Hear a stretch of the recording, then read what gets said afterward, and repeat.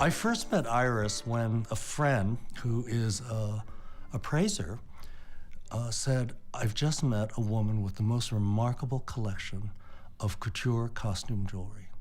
She probably has one of the two best collections in the United States. That was the beginning.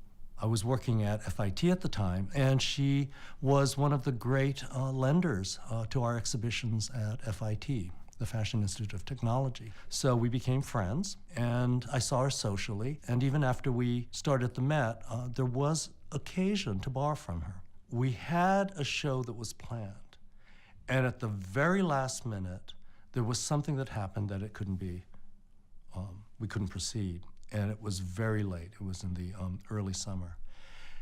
And I thought, well, we have to do a show for this for the fall, and what could it be? And I thought, well, you know, Iris has this renowned collection of costume jewelry. That'll be relatively easy to set up. Why don't we do that? As I was talking to her, it occurred to me we could do something really fun, because instead of having the jewelry on these abstract mounts, what we could do is style them in a way that they were Iris. He said, I think it would make a much more interesting show if you could show the public what you can do with accessories, how they can transform an outfit. Could you possibly spare about 5 outfits? You would have 100% authority to accessorize them any way you saw fit. So I said, oh, that sounds like fun. What would you like? Well, we don't know. What have you got? And that opened the Pandora's box. When you think about Iris's collection, several rooms in her Park Avenue apartment are dedicated to her clothes. Her closets are double height. That means 2 levels of clothing jammed together, where you'll just see a sliver of a Saint Laurent skirt or an Ungaro blouse. Lagerfeld piece, Dior, Galanos. This is a shaman, it's a Chinese shaman's jacket, but I'll wear it as a cocktail outfit with skinny pants. She had her mother's apartment, which was filled with clothing. She had her apartment in Palm Beach, which was filled with clothing. And so even for the person who's put it together, you know, what point do you select this over that?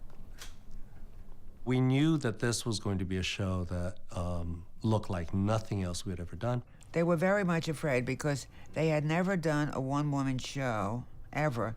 It was like a written law. If you were a one-woman show and you were not in the trade, you had to be dead. Because the previous exhibition had fallen apart and there was no sponsorship, we had to make it very close to the vest. I mean, there was not a lot of publicity. It would have to be word of mouth.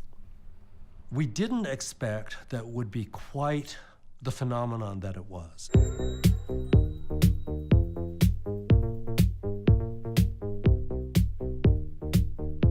I don't know if there's been any other show that has relied so much on word of mouth. That's what surprised us. People coming in and leaving us that you have to see this show. The response was remarkable.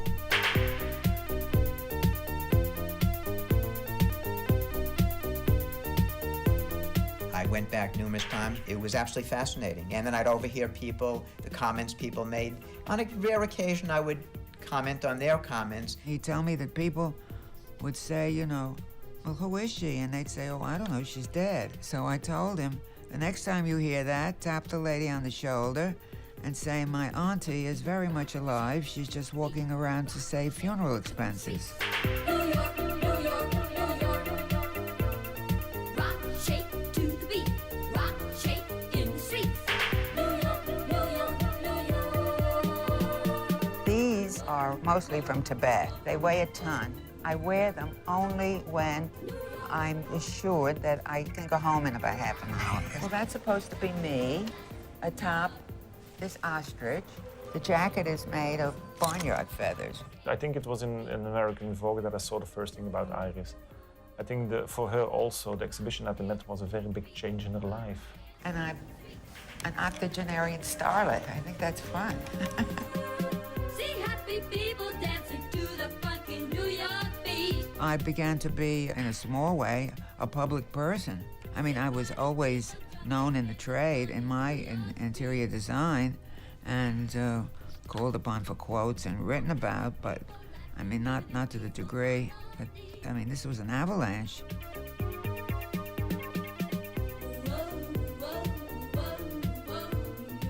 I think part of the reason they responded to it was this feeling that it was play. Here was somebody who was just having a great deal of fun. Life is gray and dull, and you might as well have a little fun when you dress and amuse people. Do you like that? Did you hear what she said? Yeah.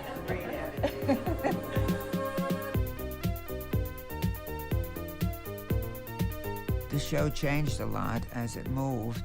The next show in Palm Beach it just flowed. There were 7 contiguous galleries, and you walked from one to another. Well, I went to the Museum on Long Island, the Nassau County, and then Peabody Essex was really the climax. It was really beautiful because they have huge soaring ceilings, and they did a really great job. I'm sure that the reason my shows were so successful was that they provided fantasy, or it provided some glamour. There are a lot of explanations. Maybe people caught up with me. Maybe I was too far ahead. Maybe people are looking for something that's missing in their lives. Because as much as people say they don't want to be bothered, I think they really yearn for it.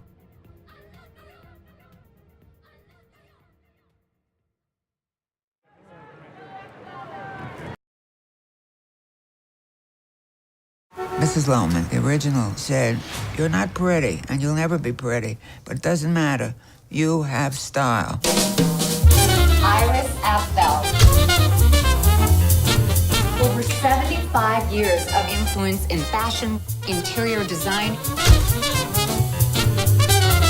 I don't have any rules because I would only be breaking them, so it's a waste of time. Our accessories to do is compose a new vision. That's inspiration for me.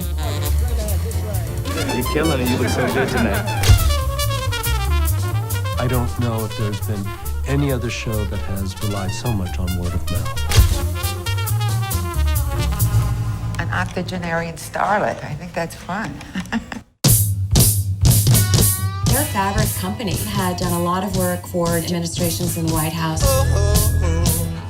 I get more kick out of this. It costs $4 and change, and if my husband took me to Harry Winston. But we had a problem with Jackie. Stop.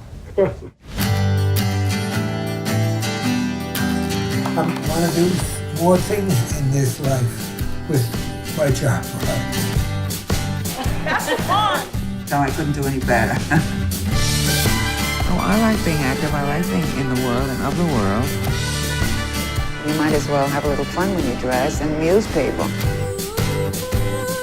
I've never heard you say, I don't like the way that person dresses. I can't judge. It's better to be happy than well-dressed. 素敵に楽しく生きる人生の極意。